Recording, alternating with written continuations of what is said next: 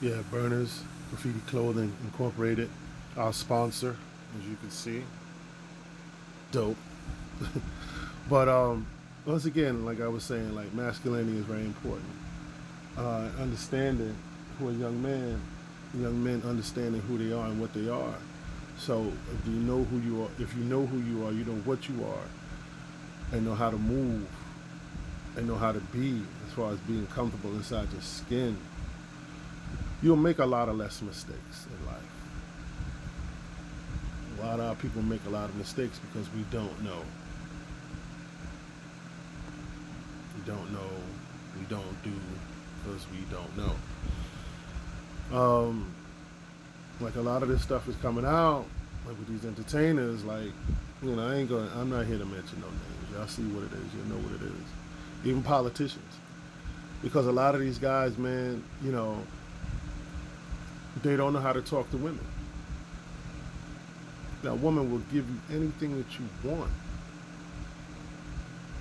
Anything. She give you anything you want. It's the way you ask. It's the way you talk to her. Is she into you?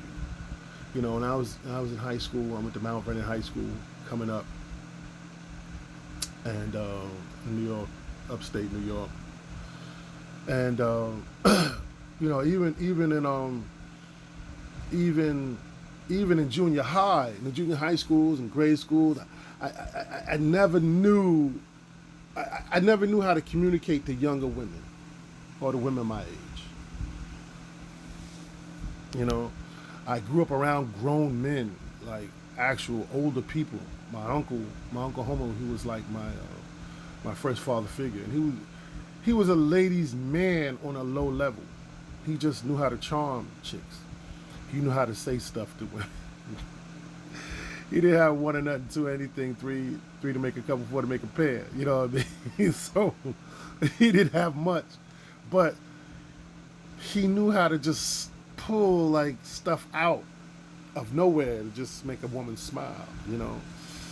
And brothers like dudes like my uncle. He drank wine, Wild Irish Rose. I never forget it, Wild Irish Rose, and he just knew how to talk to chicks. So me being around him and other people like him, who they just talk to women. I'm a child hearing how they talk, hearing how they talk. Boom, boom, boom, boom.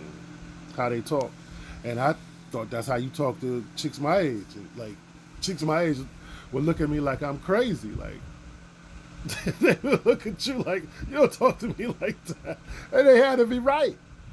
So what I mean. I didn't know certain intricacies of when a girl liked you, when a girl let you go all the way. So I made a lot of mistakes. I said a lot of things. I did a lot of wrong shit, and got reprimanded for it on the spot. On the spot. You know what I mean? But once you know, once I became like 5'10", 5'9", 5'10", it was over. I was trying to holler at grown women, and I'm like 10 years old, 11 years old. Puberty kicks in. I wasn't playing, you know, and that was a flow for me. I'm 9. I'm 8 years old. I'm 5'10". I'm hollering at grown women, talking that slick shit that I hear from my uncle and my uncle's friends. my uncle, and talking that slick stuff. My uncle, who is it? Uncle Jimmy, Uncle Frankie, Uncle Homer. I'm talking, yeah, man, that slick stuff they was talking, and it worked. It worked a lot of times with older women. You know what I mean? It was like, boy, what you know about who you, how, what you know what I mean? Who told you, But I didn't really start talking to women my age officially until after my marriage. And that was like '08, '07. I really don't like younger women. Young women are nutty. Women, most women today, because of programming and the influence, outside influence of, you know, we not right, they not right, we not right. You know what I mean? You can't just put it on them, but their influence is crazy. They under the spell of Leviathan is for real. You know, the spell is real. But I didn't know, you know, and even in high school, I didn't know if a girl liked me or she liked you as a friend. And, you know, let me tell you something. You know, and I had to return, and thank goodness for the reset. Uh, the pandemic reset. Thank goodness. Because there is where I learned I had to return to that high school mentality, that I, you know, I had to return to that mindset. I had to get back into the fold, to the flow of self. I had to relearn myself. I went through a horrible breakup before the pandemic. Oh, it was horrible. Like, and it still fucks with me. But because I had to change the way I think, it helped me, you know, during the pandemic. It helped me come back to my senses. And I ain't going back. And fuck, no, bro. I ain't going back to none of that. That mindset, that, you know, that thinking like a slave mentality, that love is, oh, I don't love. No, love is fucked up. You know, these are some of the things that you know, you learn. I've learned, you know, because I'm letting you know through confession. Well, not confession, but you know, as experience, that, you know, I had to learn certain things. I had to gravitate to manhood. You have to want to be a man. You know what I mean? And it's just like, you know, coming up, you know, being in a family, you know, having a ready-made family. You know, I met a sister, ready-made family. We was together for 19 years. Very beautiful woman, worth her weight in gold, then some. She helped me through certain things, but, you know what I mean, she was like, she had asked me one day, she said, why did you want to be Muslim? Because it was something I wanted to do. I wanted to be a part of. I wanted to, you know, participate in that. I wanted this. And then I explained to her, I said, manhood is the same thing. You got some men who are born men, but they don't want manhood.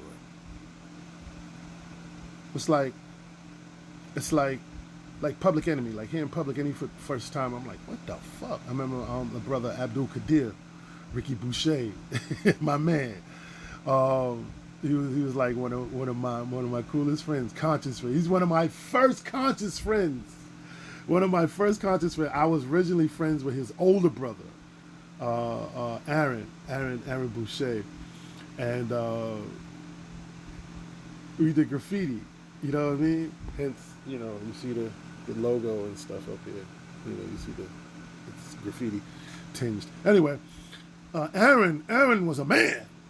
Aaron, there was nothing about, you know, Aaron was that dude that, you know, he let you know what it is and tell you what it's about. He never held no punches.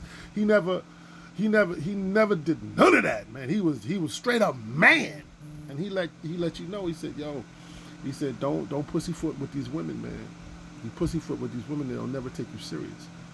Always let them know what you want. Always tell them, always be on the square with it. So, like, listening to Public Enemy for the first time through Aaron. Aaron was the one that, no, not Aaron, but Abdul Qadir. I was like, what the hell is this? It's the same thing. It's the same thing with manhood. You don't want manhood thrust upon you and looking at it as a strange object. You know, Public Enemy music was different because it was conscious. It wasn't the typical, you know, Spoonie G, your Melly Mel, Grandmaster Flash in the Furious Five. It wasn't, you know, Jekyll and Hyde, Run DMC. It was different. You have to want manhood. You have to want to be a man. Manhood is knowing aspects of being a man. Knowing, you must know. It comes into the understanding, ideological thing. You must know. You must want to be a man. You must want to know how to be that what you were made to be. through nature.